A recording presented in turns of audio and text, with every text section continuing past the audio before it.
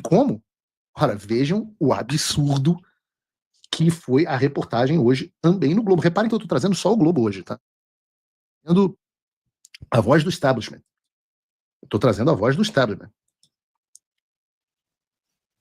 Após reação de Dino, a Magnitsky, STF guarda carta na manga em caso de escalada de Trump.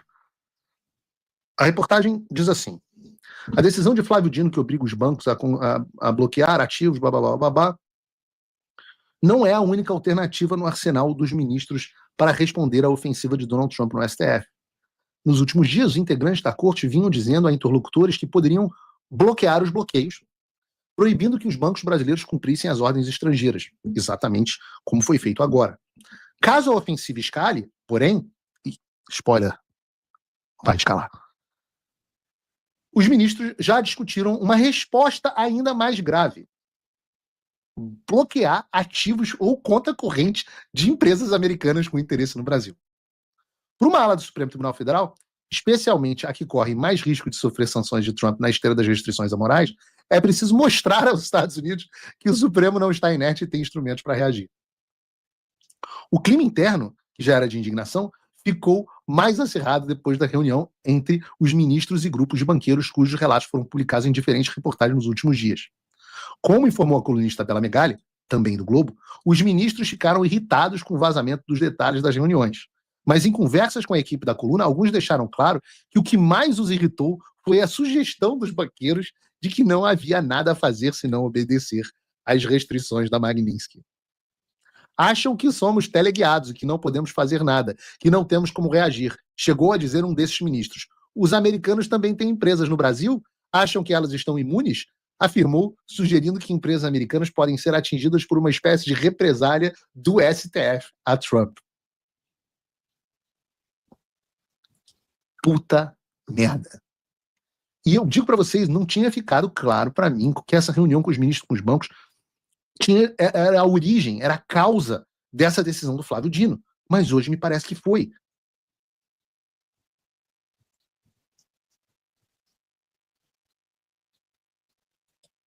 E eu tenho que dizer para vocês, eu não sei se o STF está blefando, eu confesso a vocês que não sei, mas para ver uma decisão desse tipo do Flávio Dino, que o coloca em confronto com toda a elite financeira de São Paulo, eu só posso dizer para vocês que essa está virando a trilha sonora oficial do programa, porque eles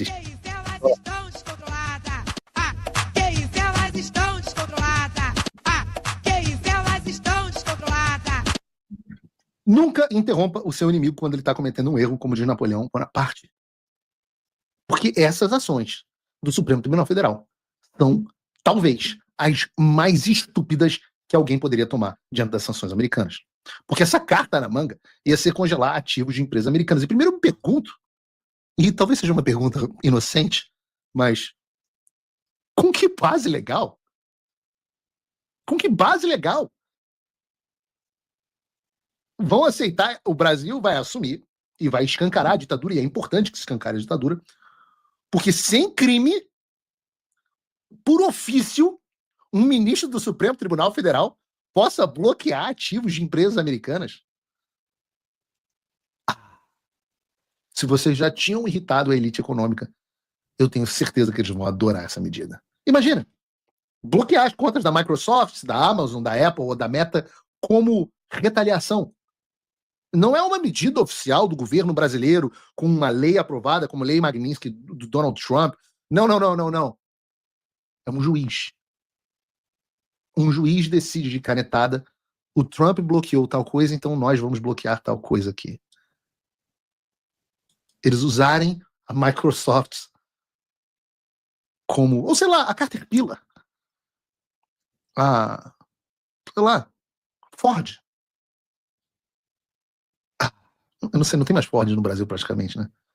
Uma montadora americana, qualquer uma, o McDonald's, pronto. O McDonald's não, que o Gordola não vai falir. Porra, velho, o Gordola não vai falir o McDonald's, né? O cara ele não vai quebrar o McDonald's porque, porra, senão ele entra em estado de inanição. Vai ter que se contentar com o Bob's. Tudo bem, talvez não o McDonald's. Os caras vão quebrar uma empresa americana e falar assim, não. Vamos tomar o ativo da empresa em retaliação ao governo americano. É muito pior do que o que eles fizeram com a Starlink. É fazer o que o Fidel Castro fez em Cuba. É fazer o que o Hugo Chávez fez na Venezuela. O que o Evo Morales fez na Bolívia. E eu posso dizer para vocês que o resultado para a economia desses países não foi nada bom. Porque os efeitos são evidentes. A primeira coisa, isso eu posso garantir para vocês, que é o que aconteceria, seria uma retaliação brutal do Trump. Brutal. Talvez aquele porta-aviões no Lago Paranoá não seja mais uma coisa tão distante assim. Entendam, eu tenho que explicar sempre aqui, porque senão vão dizer, Paulo Figueiredo diz que porta-aviões chegará no Lago Paranoá. Esse é um momento de alívio cômico. Ok? Acalme-se. Ou não.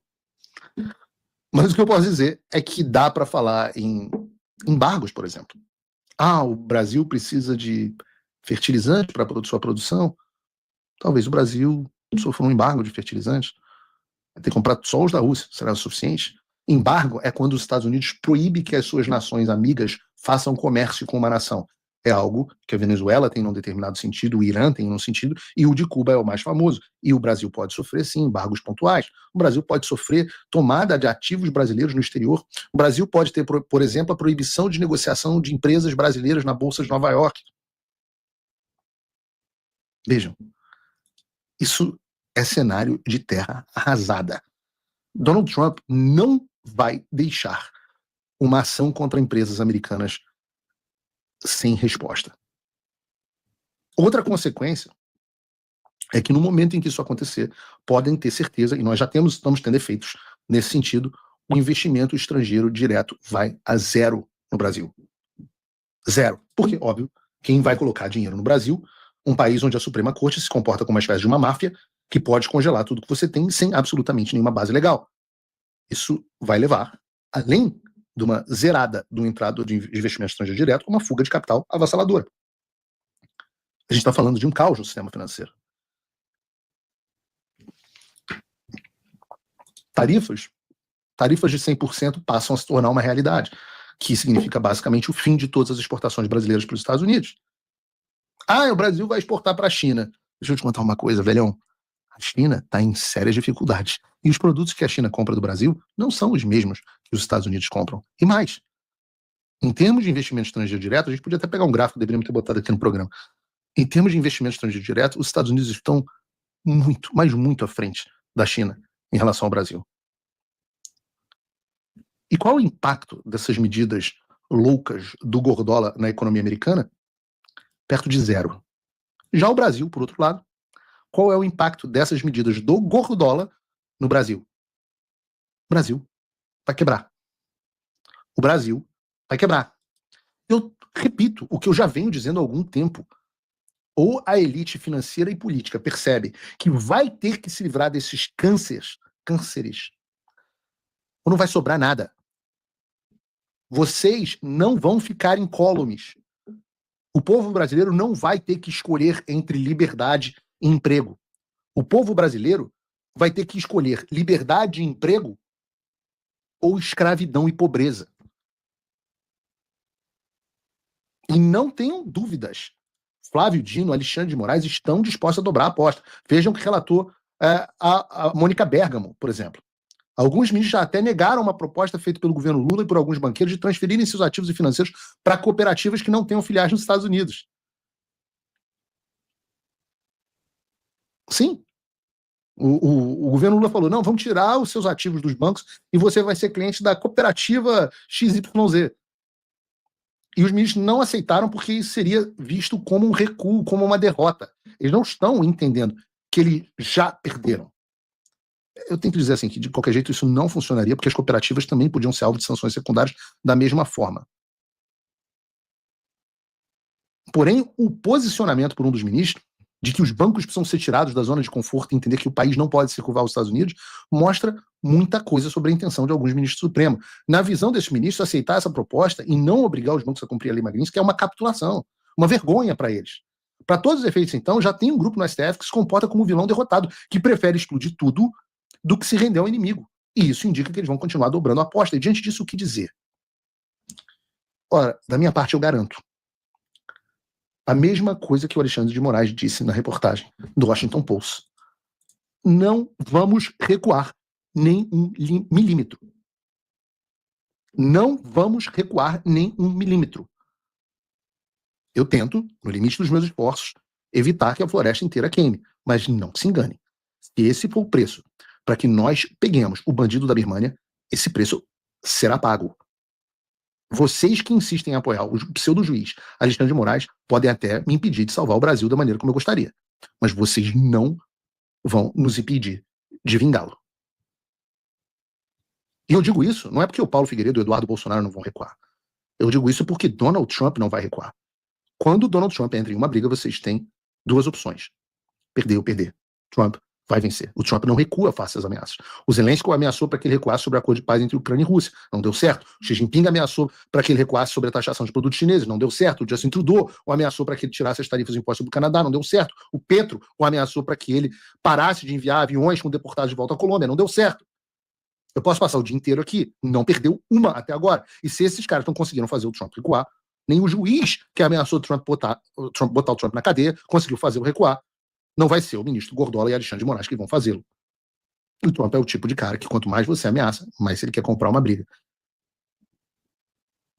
Agora vocês imaginem o grau de imbecilidade de alguém que acha que o governo americano vai aceitar que as suas sanções, que são a ferramenta fundamental da política externa americana, sejam ignoradas. Que os Estados Unidos vão deixar para lá, para dizer, não, tudo bem, não cumpriu nossas sanções, deixa para lá, então, poxa, que pena. Vejam o que eles fizeram no caso dos mais médicos. Em fevereiro de 2025, o secretário de Estado Marco Rubio escreveu o seguinte: os Estados Unidos estão expandindo a sua política de restrição de vistos relacionada a Cuba. O departamento adotou medidas para restringir a emissão de vistos a autoridades do governo cubano e de terceiros países cúmplices, bem como a indivíduos responsáveis pelo programa exploratório de exportação de mão de obra de Cuba. Promovemos a responsabilização do regime cubano por oprimir seu povo e daqueles que lucraram com o trabalho forçado. Muita gente olhou isso e deixou passar batido, achando que era mais uma ação dos Estados Unidos contra a ditadura cubana. Eis que surge Marco Rubio na semana passada e fez a seguinte declaração. E no último programa eu falei sobre isso. Eu falei que isso iria acontecer. Vocês sabem disso. O Departamento de Estado também está adotando medidas para revogar vistos e impor restrições de visto a diversos funcionários do governo brasileiro e ex-funcionário da OPAS, cúmplice do esquema de importação de trabalho forçado ao regime cubano. O programa Mais Médicos foi escandaloso, um escandaloso golpe diplomático disfarçado de missões médicas estrangeiras. Hoje, todo mundo sabe que o Mais Médicos é um programa de financiamento da ditadura cubana disfarçado de política pública.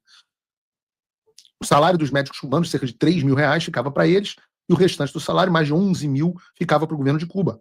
O programa foi criado há 10 anos, extinto há 6 ou 7 anos, mas mesmo assim, o governo Trump foi atrás de um dos principais responsáveis e cancelou o visto do Alexandre Padilha, um dos idealizadores do programa, que é o atual ministro da Saúde do Lula, da esposa dele, da filha de 10 anos, uma tristeza, mas também foi atrás dos caras envolvidos em um programa de 6 ou 7 anos e também dos seus subalternos, subsecretário. Todos estão sujeitos à sanção. E esse foi um recado muito claro. Quem tem ouvidos para ouvir, ouça. Quem tem olhos, veja. Os que pularem do barco e entregarem o sistema ainda podem salvar. Mas os que continuarem apoiando o regime, tenham certeza, o tempo de vocês vai chegar. Ora, posso fazer o meu tic-tac aqui? Bota um tic-tac para mim, Bruno.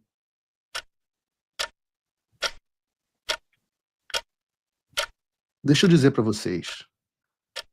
Vocês que estão no entorno hoje do Alexandre de Moraes, a batata de vocês está assando.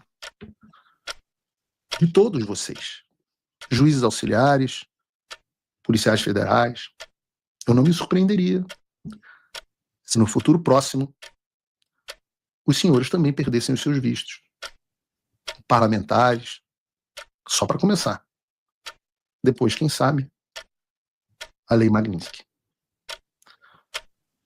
Vocês acreditam no meu tic-tac? A essa altura, deveriam. E não tenho dúvida, o governo americano não vai retroceder. Se algo que eu saí confiante depois dessa visita de Washington é que não há recuo, a pressão vai continuar E essa é uma diretriz do próprio presidente dos Estados Unidos. Agradeço imensamente a enorme audiência, 90 mil pessoas quase que estão assistindo o Paulo Figueiredo Show. Peço a vocês que verifiquem se estão inscritos